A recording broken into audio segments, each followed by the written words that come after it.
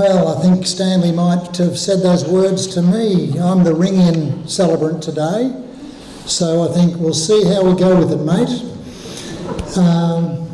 So it's good that you've brought no tomatoes to throw at me. Stanley might appreciate that, but no, we'll try to do better than that.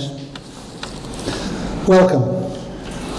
My name is Brian Walsh, and on behalf of Mr. Stanley Harris, I'll just stand, as most of you affectionately knew him. I thank you for coming to this service today. This service is to commemorate Stan and acknowledge his impact and influence on ourselves and the community in general. Stan passed away last week, only 2 months shy of his 86th birthday. It's still a terrible shock for all of us, and we're all wondering how life can ever be the same without him. We're here today to acknowledge the passing of Stan and extend our deepest sympathy to all who mourn his death.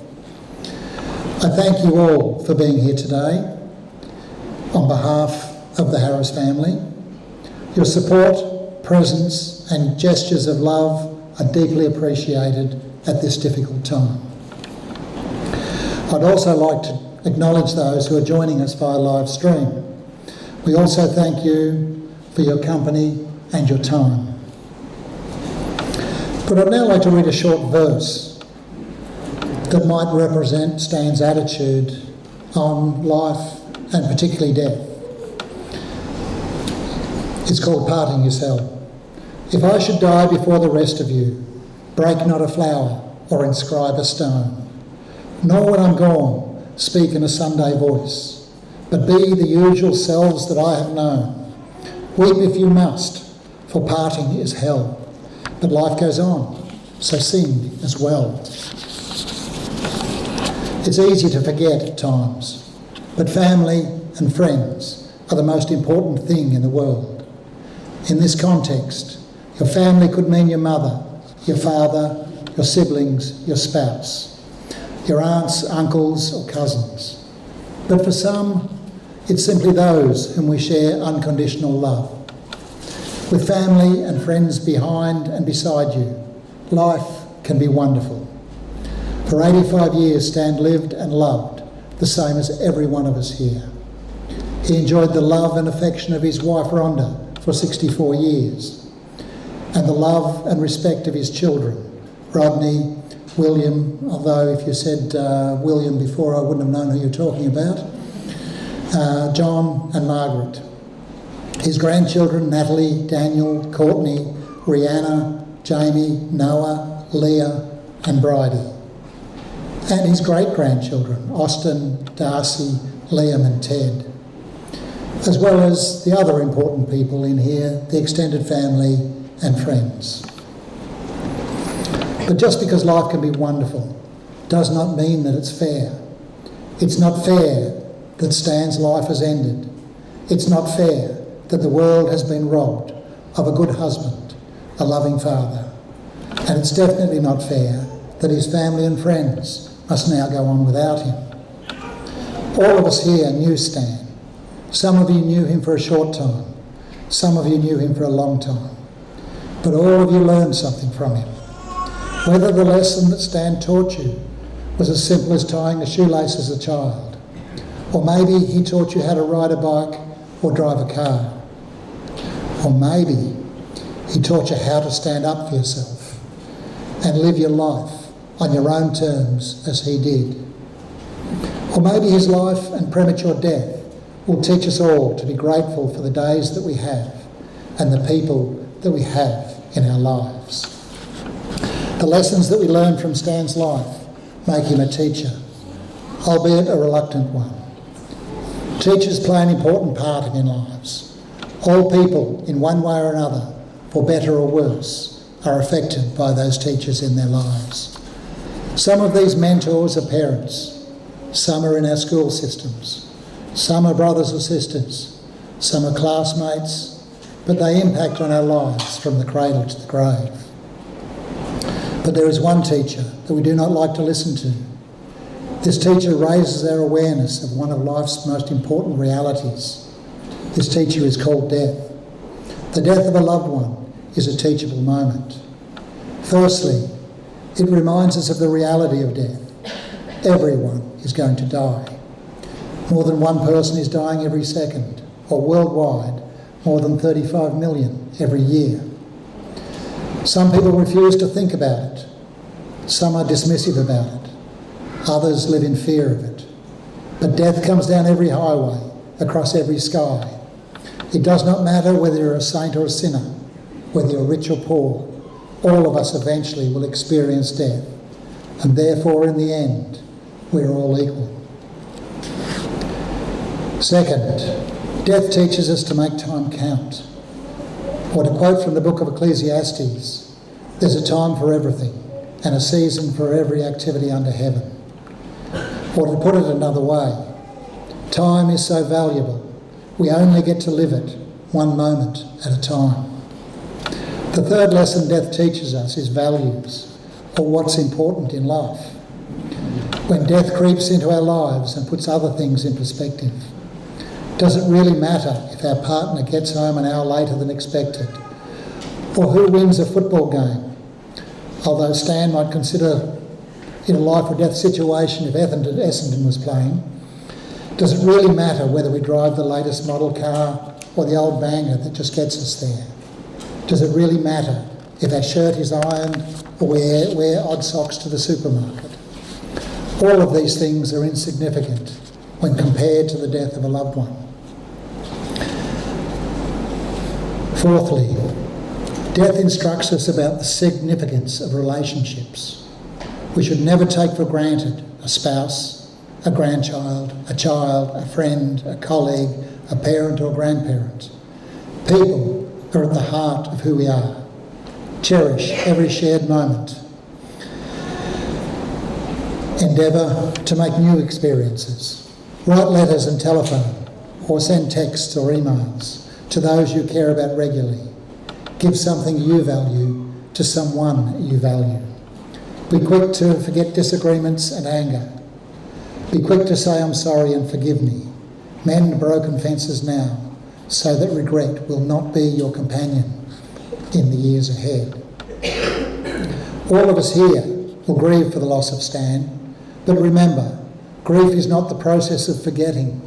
Grief is the process of learning to cope while we remember. We should try to handle our grief at the death of Stan, not by putting him out of mind, but by remembering him. So remember Stan, cherish your memories of him. Tears of joy will come, as well as tears of sadness. And we can only begin to move on when we understand the grief. That grief is the price we pay for the ability to love. The memories of Stan each of you have as a relative or a friend will always be there, and there will be no sorrow in your hearts today if yesterday you had not known the pleasure of Stan's presence in your life. And to tell us more about what that presence meant, I'd ask Margaret and Leah Blake to step forward and tell us more about Stan. I'm just going to go to scarf. Good on you, Doc. Good on you.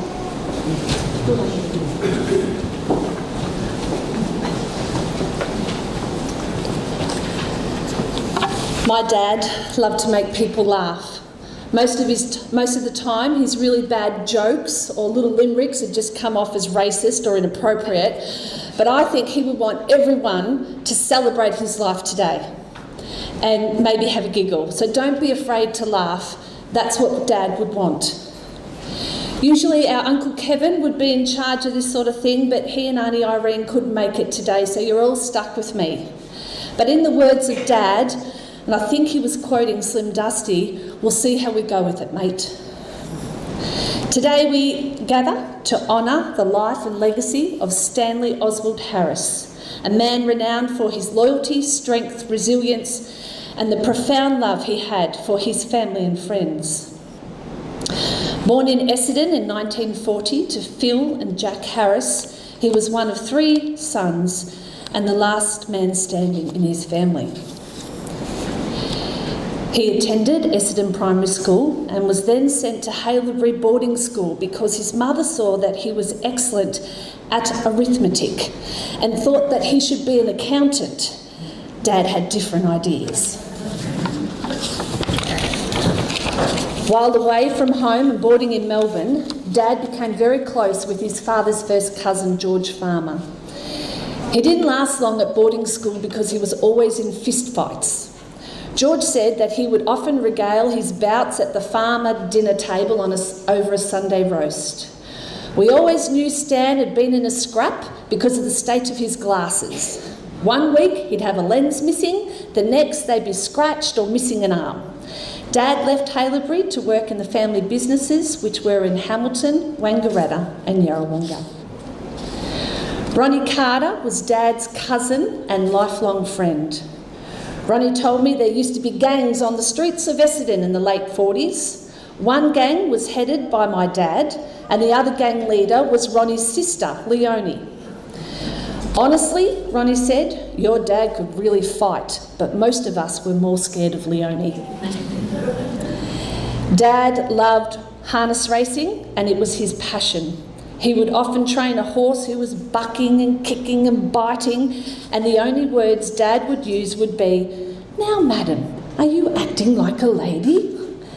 Dad loved horses and they loved him. He did most equine tasks effortlessly. He was a harness driver, trainer, farrier, horse dentist. He would geld stallions and colts with the help of his sons and could administer any medical needs his horses required, including giving needles. He had this terrible technique for giving needles to a horse. He would hide the syringe in his hand and he'd give a horse a pat and the horse would think it was getting a pat, and then on the 3rd stroke, bang, Dad would shove in the needle. It traumatised the boys and myself and our horses, yeah. Dad played football for Haileybury and was asked to train with the Collingwood Thirds. An offer promptly refused. He went on to play for Yarrawonga, Wayne Rovers, Rennie and Barramine. In 1960, Dad's parents had the Yarrawonga Dairy. He would deliver glass bottles of milk to the town by horse and cart. On a cold day, it would be nothing for Dad to call in at the baker's and down 4 meat pies before breakfast. It was on his rounds in Yarrawonga where he met the love of his life, Rhonda Hughes. When I questioned him about meeting Mum, he simply said, "Oh, she was a sort, and I just had to ask her out." Mum's sister, Peter, recalls seeing love-struck Dad most mornings completing his accounts on their neighbour's front yard. Dad had managed to strategically complete his paperwork at exactly the same time that Mum left for work each morning in a desperate bid just to see her. And so began a love that spanned 64 years of marriage. Yep, so Mum married the milkman in 1962 and had 3 sons whom they adored. Rod, who was a really great horseman and a carbon copy of Mum's father Max, who Dad thought the world of. Billy, well, he acquired skills Dad never had. Dad and machinery never mixed. In fact, Johnny Lazzarotto will attest that on occasion, Dad could be found in the workshop throwing spanners and other tools in the air when things didn't go well. His temper was legendary. His second son, Billy, was like our grandfather Jack and could figure out any problem with a pump or a tractor, and Dad was really proud of this. His third son, John, was the bushman. There was nothing John couldn't drive, hunt, catch, and Dad loved seeing him craying, fishing, rabbiting, shooting, or just having a beer by the Murray. Then I came along, and I think Dad was happy for Mum to take the parenting reins. He'd give me advice about netball, which never served me well. Being encouraged to play like Lee Matthews or Ronnie Andrews was a recipe for disaster. Surprisingly, Dad was quite relaxed when it came to boyfriends.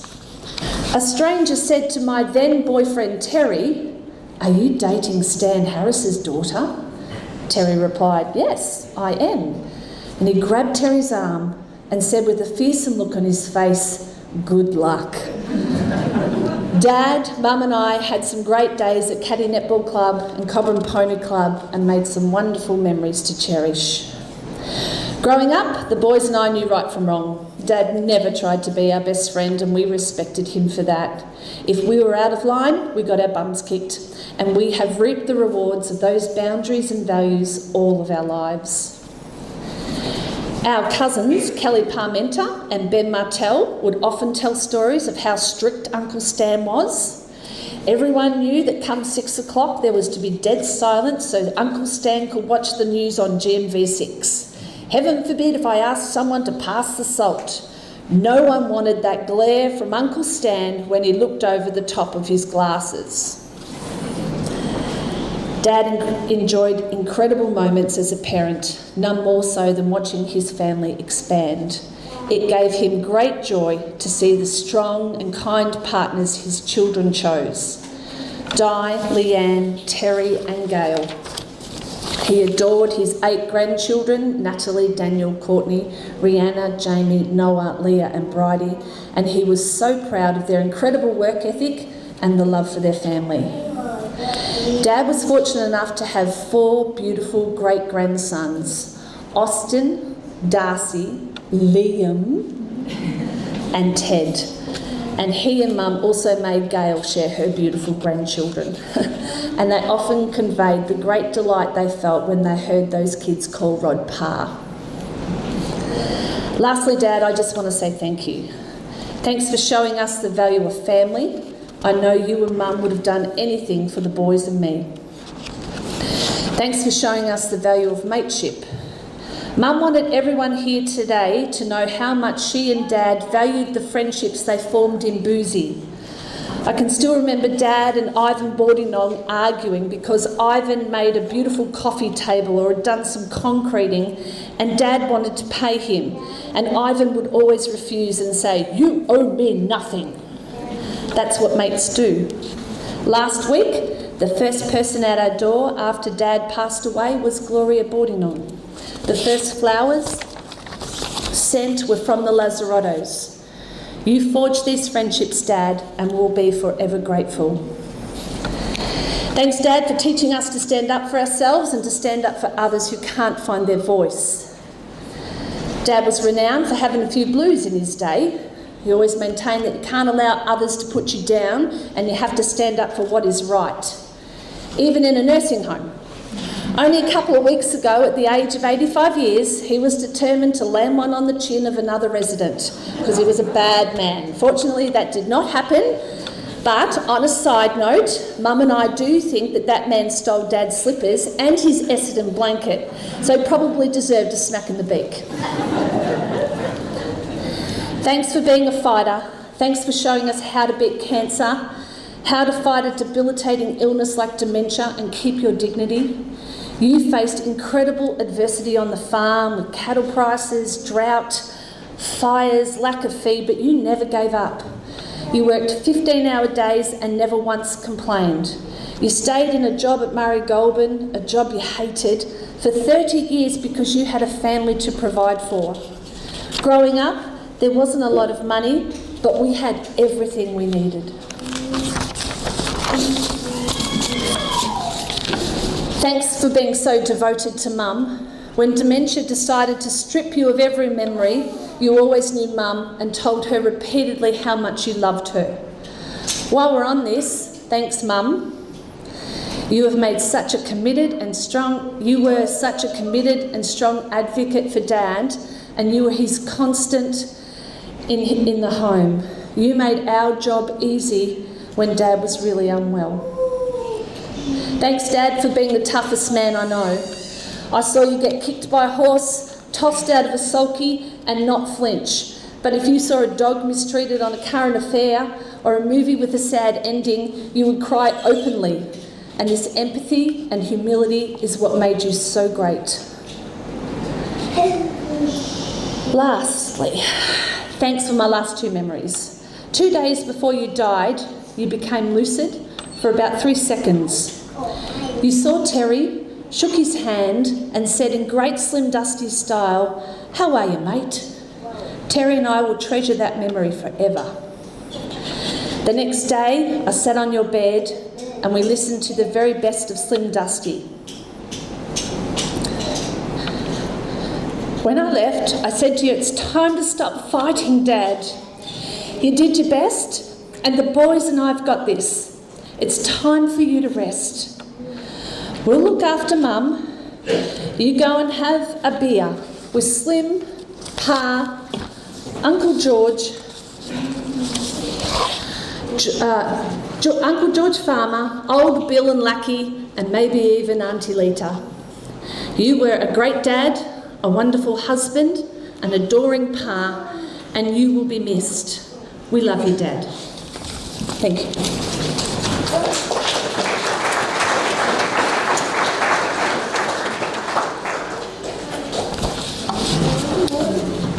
Thank you, Margaret and Leah, for those heartfelt words.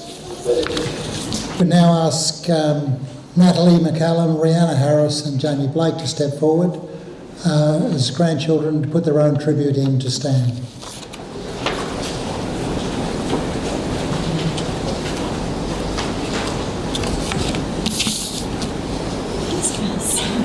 Alrighty. We'd like to take a moment on behalf of all the grandchildren to share a few words about a very special man, our Pa. Pa was a man of passion, loyalty, and above all else, a proud family man. He was the kind of person who would move mountains for his family. No problem was ever too big or too small.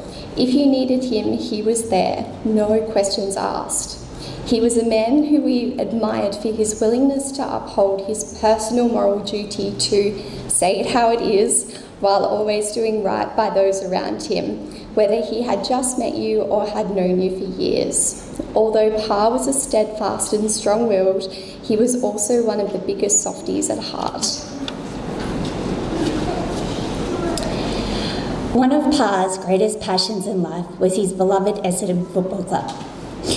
He supported them with unwavering loyalty.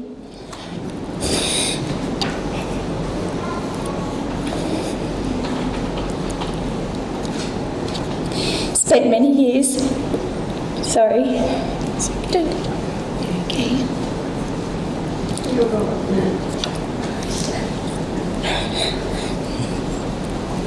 trying to recruit as many family members as possible to join him.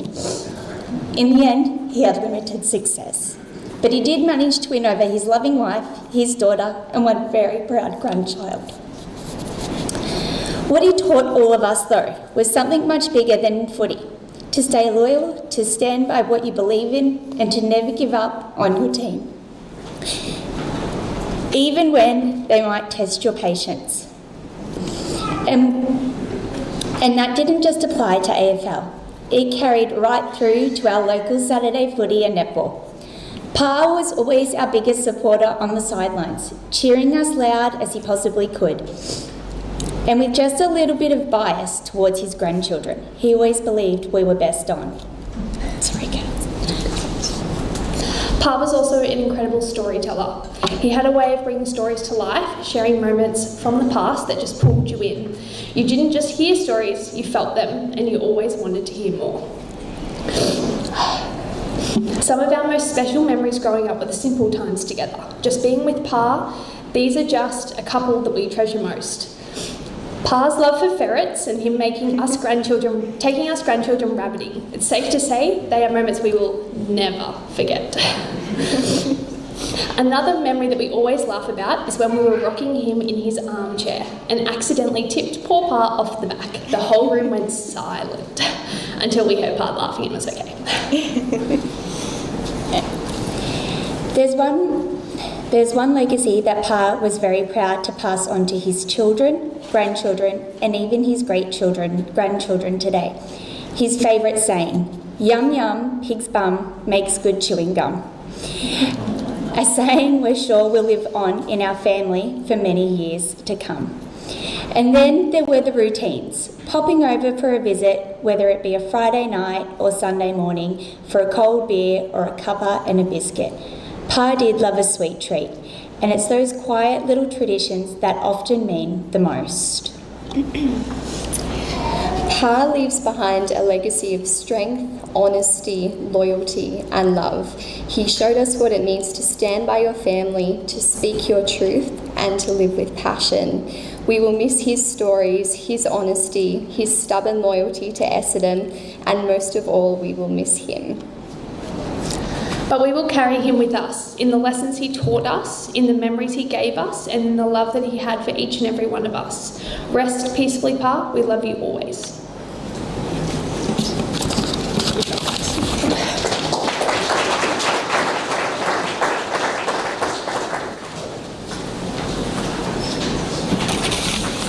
Thank you, girls. Beautiful words.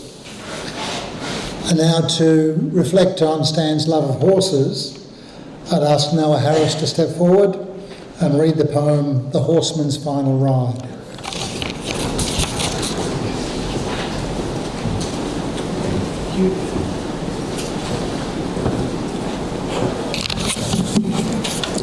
The saddle is hung on the rail. The gear is all shined up and clean. I've reached the end of the trail to pastures of endless green. Don't grieve for the work that is done or the miles that we travelled alone.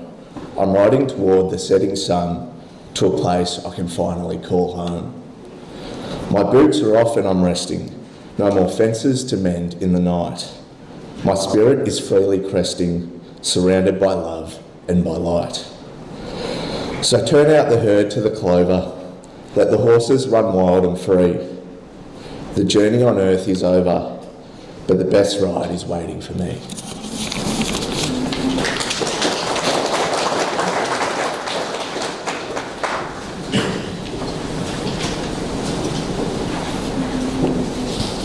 Thank you, Noah.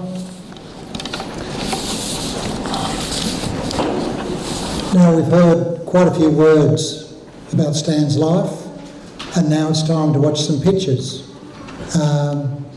of his life, his family, and his loves. Okay.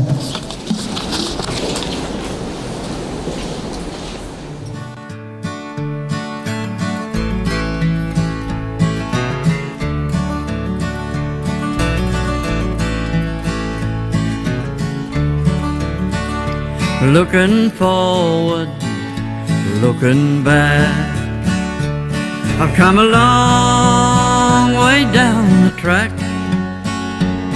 Got a long way left to go, making songs from what I know, making sense of what I've seen. all the love we've had between you and I along the track, looking forward, looking back.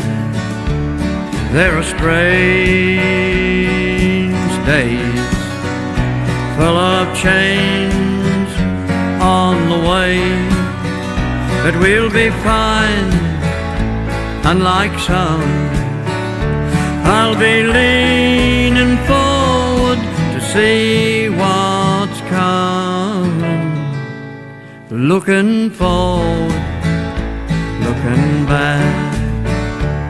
I've come a long way down the track, got a long way left to go, making songs from what I know.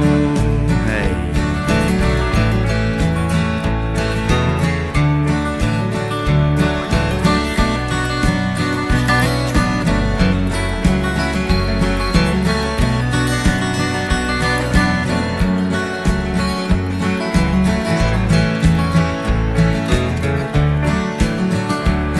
if I'm alone at night, I can see through all triviality of the day, and I'm okay. I just think of those who are dear to me, looking forward, looking back. I've come a long way down the track, got a long way left to go, making songs from what I know, making songs from what I know. Hey, looking forward, looking back.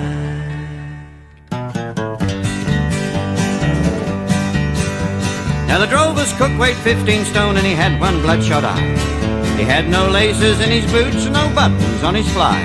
His pants hung loosely round his hips, hitched by a piece of wire, and they concertinaed round his boots in a way that you'd admire. Well, he stuck the billy on to boil and then emptied out his pipe, and with his greasy shirt sleeve he gave his nose a wipe, and with pipe in mouth he mixed a sod and a drip hung from his chin. And as he mixed the damper up, the drip kept dripping in. I walked quietly over to him and said, "Toss that mixture out, and in future when you're working, keep your pipe out of your mouth." Oh, he stood erect and eyed me with such a dirty look, and said in choice Australian, "Get another bloody cook." "A cook," I said, "you call yourself, you greasy slop-made lout? Why, you should be jailed for taking work that you cannot carry out." Oh, he then uncorked some language, and I felt a thrill of fear as he swung his hairy paws about and said, "Trot your frame out here."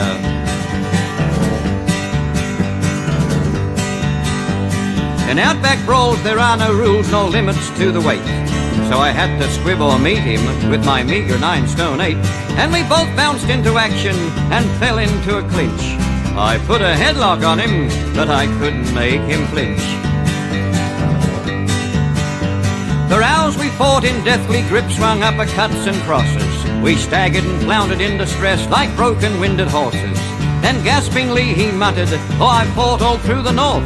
You're the gamest thing I've ever struck. Here, give me a hand, old sport." Well, I can't explain my feelings. With joy I nearly cried as we staggered to a shade close by where he sank down and died.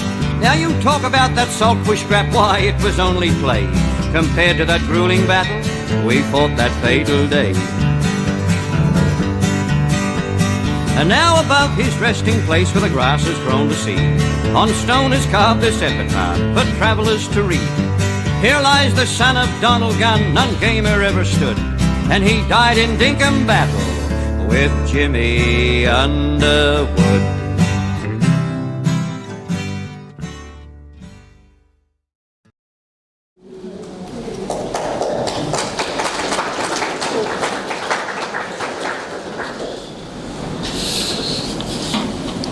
We're drawing to a conclusion of this part of the service, but before we do, if I could ask Bridie to step forward to read the Lord's Prayer.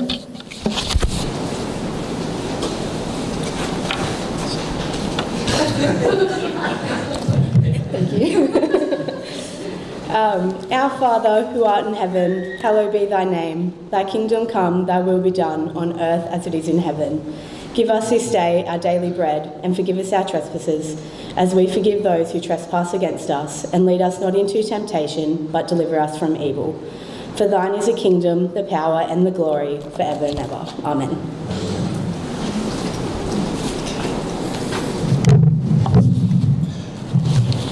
Thank you, Bridie. It's now time to take our leave of Stan, who will always remember with great warmth and appreciation.